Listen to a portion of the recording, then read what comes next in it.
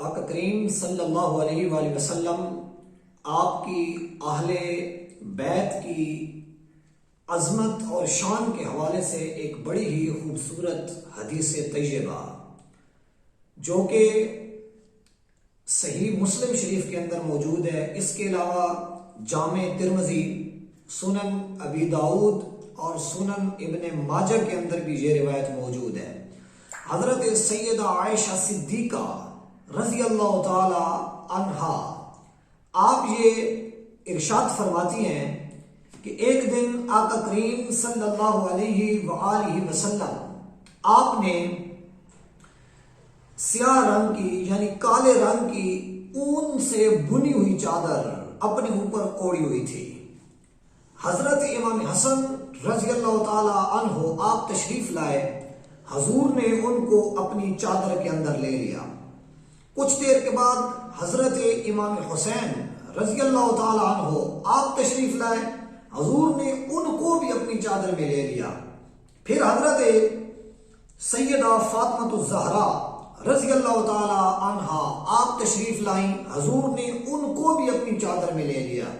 پھر حضرت علی آئے، حضور نے حضرت علی کو بھی اپنی اس چادر میں لے لیا اور ارشاد فرمایا کہ انما یرید اللہ لیذھب عنکم الرجس اہل البیت ویطہرکم تطہیرا، کہ اے اہل بیت، بے شک اللہ تعالیٰ نے یہ ارادہ کیا کہ وہ تم سے ہر قسم کی ناپاکی کو دور کر دے اور تمہیں خوب صاف پاک اور ستھرا کر دے۔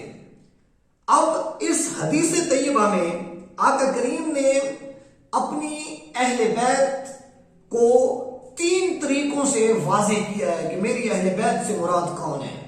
سب سے پہلے حضور نے عملاً یعنی آقا کریم صلی اللہ علیہ وآلہ وسلم نے سب سے پہلے عمل کے ساتھ حضرت امام حسین کو، حضرت امام حسن کو، حضرت سیدہ فاطمہ الزہرا کو، حضرت علی کو اپنی چادر میں لیا۔ یہ حضور کا عمل تھا۔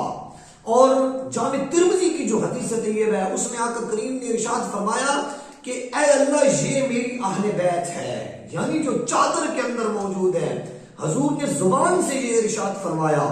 دوسری جو چیز حضور نے ارشاد فرمائی وہ آپ کا قول تھا، حدیث تھی۔ پہلے آپ نے عمل سے بتایا کہ یہ میری اہل بیت ہے، پھر حضور نے اپنے قول سے، اپنی زبان سے بتایا کہ یہ میری اہل بیت ہے، اور تیسری اللہ تعالیٰ کی کتاب سے تصدیق فرمائی کہ بے شک یہ جو میری اہل بیت ہے، اللہ تعالیٰ نے اس سے ہر قسم کی ناپاکی کو دور کر دیا۔ اب اگر بات ناپاکی کی جائے تو ناپاکی 2 طرح کی ہوتی ہے۔ ایک وہ ناپاکی جس کا تعلق باطن سے ہوتا ہے، یعنی انسان کے اندر سے اس کا تعلق ہوتا ہے۔ ایک وہ ناپاکی جس کا تعلق انسان کے ظاہر سے ہوتا ہے۔ اب اگر اندر کی ناپاکی کی بات کی جائے تو اس سے مراد انسان کے اندر ابھرنے والی خواہشات ہیں، انسان کے اندر پایا جانے والا حسد ہے، انسان کے اندر پائی جانے والی جو ہے نا وہ انا ہے، تکبر ہے، حرص ہے۔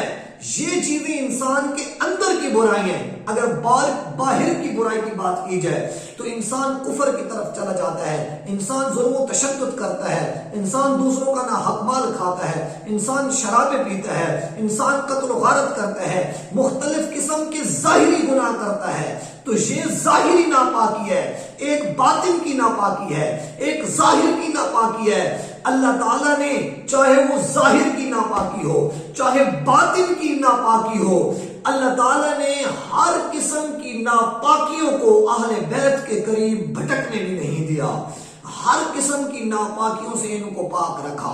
اللہ تعالیٰ نے ان کو معطر بنایا، ان کو مطہر بنایا، ان کو پاکیزہ بنایا، اور ایسا پاکیزہ بنایا کہ جو اہل بیت سے نسبت کرتا جائے، جو ان کے دامن کو پکڑتا جائے، اللہ تعالیٰ اس شخص کے دل کو بھی نور ایمان سے منور فرماتے جاتے ہیں، اور اس شخص کو ایمان میں راسخ فرماتے جاتے ہیں۔